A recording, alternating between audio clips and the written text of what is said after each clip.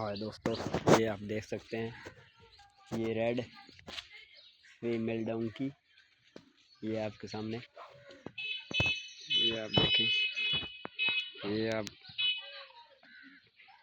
खंबे के पीछे आ गई है। ये आप देख सकते हैं, ये देखें,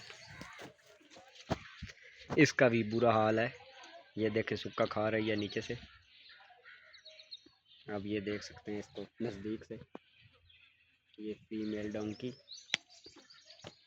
ये जिसे इसको पता चल गया कि मेरी वीडियो बना रहे हैं।